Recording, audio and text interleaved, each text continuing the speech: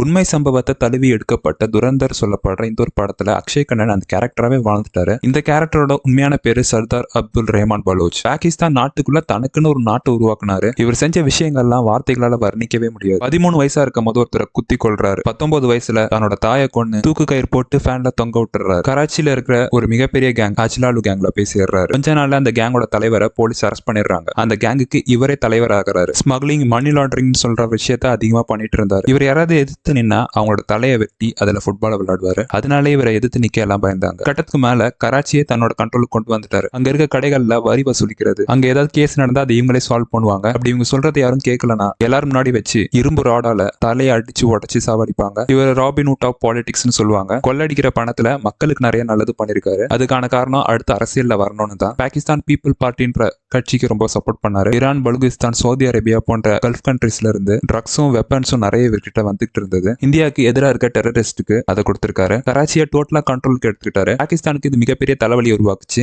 ரஹ்மானோட கண்ட்ரோல்ல இருந்து கராச்சியை வெளியே கொண்டு வரதுக்காக பாகிஸ்தானோட எஸ்பி சௌத்ரி அஸ்லாம் கான் வந்தாரு. இந்த கேரக்டர்ல KGF ஓட வில்லனான சஞ்சய் தத் நடிச்சிருப்பாரு. இவரோட வீட்டை குண்டு போட்டு அழிச்சாங்க. இவரோட நண்பர்களை கொண்டாங்க. அப்ப கூட இவர் டெலிவிஷன்ல ரஹ்மானோட பேரை தைரியமா சொல்லி கராச்சியை மீட்டே தீர்வேன்னு சொன்னாரு. எந்த கட்சிக்கு ரஹ்மான் சப்போர்ட் பண்ணாரோ அந்த கட்சி வந்து 2வது வருஷத்திலே 2009 சர்தார் அப்துல் ரஹ்மான் பலோச்சை என்கவுண்டர் பண்றாங்க. 1000க்கும் மேற்பட்டவர்களை கொண்டு கராச்சியை பாகிஸ்தான் தன்னோட கண்ட்ரோலுக்கு கொண்டு வந்தாங்க. ஒரு சூசைட் பாமர் எஸ்பி சௌத்ரி போன வண்டியில குதிச்சு எஸ்பி சௌத்ரியோட கதையை முடிச்சிட்டாங்க. இந்த படத்துல அஜித் தோவலா மேடி நடிச்சிருப்பாரு. அந்த டைம்ல அஜித் தோவல் சொன்ன ஒரு விஷயம், தீவிரவாதிகள் கூட சண்டை போடுறது பதிலா எந்த ஒரு விஷயம் அவங்களை பலம் வாய்ந்ததா ஆகுதோ அதை அழிச்சாலே போதும்னு சொன்னாரு. பாகிஸ்தானோட ஜெர்னலிஸ்ட் இந்த ஒரு விஷயத்த சொல்லியிருக்காங்க. கராச்சியோட மோசமான நாட்கள்ல இந்தியாவும் அவங்களோட கேமை மறைமுகமா பிளே பண்ணிருக்காங்கன்னு சொன்னாங்க.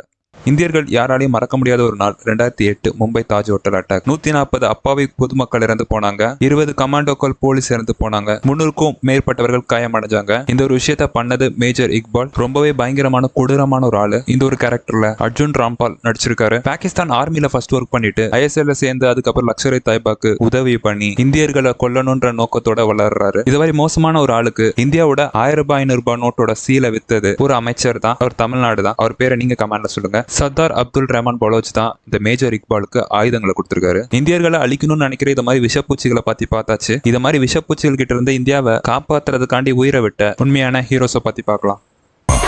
சக்தியோட பழி வாங்கணும். தைரியமா சக்தியோட பழி வாங்கணும்.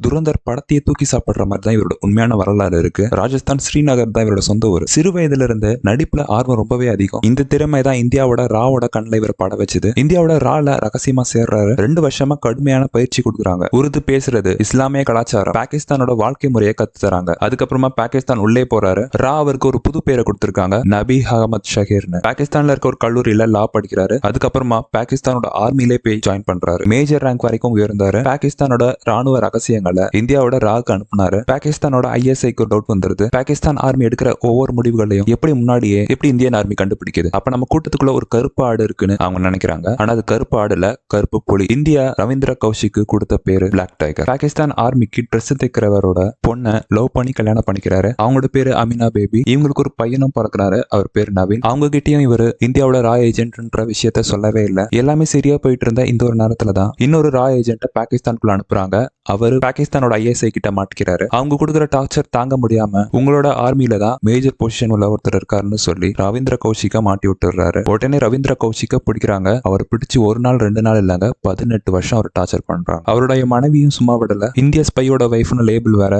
ISIயும் பாகிஸ்தான் போலீஸும் சேர்ந்து அவங்களை கொஸ்டின் பண்ணாங்க, அரஸ்ட்மெண்ட் பண்ணாங்க. அவரோட பையனுக்கும் அவரோட மனைவிக்கும் என்ன ஆச்சுன்றது எந்த ஒரு ரெக்கார்ட்ஸும் இல்ல. 8 வருஷமா இந்தியாக்காக பாகிஸ்தான்ல உளவு வேலை பார்த்திருக்காரு. 18 வருஷமா பயங்கரமான சிறை தண்டனை அனுபவிச்சாரு. அவர் ரொம்பவே டார்ச்சர் பண்ணாங்க. ஆனா அவர் கடைசி வரைக்கும் இந்தியாவை பத்தியும் இன்னும் எத்தனை ரா ஏஜென்ட் பாகிஸ்தானுக்குள்ள இருக்காங்கன்றத பத்தியும் எதுவுமே சொல்லல. ஒரு உளவாளியோட உச்சபட்ச தியாகம் என்ன தெரியுமா? எந்த நாட்டுக்காக இவ்வளவு பண்ணாரோ அந்த நாடே நீ என் நாட்டு குடிமகன் கிடையாதுன்னு சொல்றதுலதான். இந்தியா அவரை வெளியெடுக்கவும் அவரை கௌரவப்படுத்தவும் எதுவும் பண்ணல. 2001 பாகிஸ்தான் சிறையிலே அவர் இறந்து போறாரு. அவர் எழுதின கடிதம் ஒண்ணு இந்தியாவுக்கு கிடைச்சது. நான் என் நாட்டுக்காக தியாகம் செய்தேன். இன்று அந்த நாடே என்னை நினைக்கவில்லை. ஆனாலும் நான் செய்தது குறித்து எந்த வருத்தமும் இல்லை. நான் இந்தியன் கடைசி மூச்சு வரை.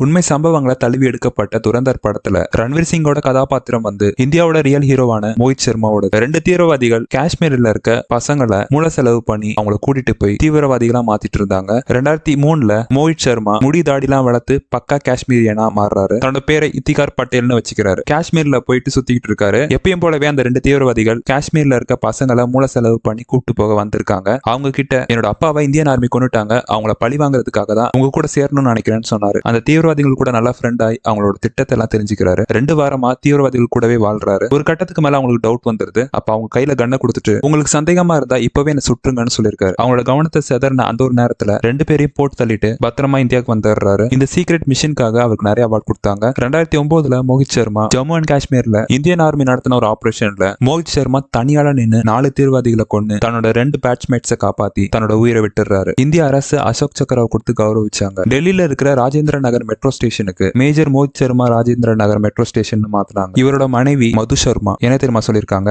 அவர் இன்னும் சாவல, இந்தியாவோட கவசமா அவர் இன்னும் உயிர் வாழ்ந்துட்டு தான் இருக்காரு. இப்போ கூட பேராஸ் ஆஃப் சோல்ஜர்ஸ் எல்லாம் மோஹித் சர்மாவை இன்ஸ்பயரா வச்சுதான் மிஷனுக்கே போறாங்க அப்படின்னு சொல்லியிருக்காங்க. நீங்க இந்த ஒரு விஷயத்தை பார்த்து என்ன நினைக்கிறீங்கன்றத கமெண்ட்ல சொல்லுங்க.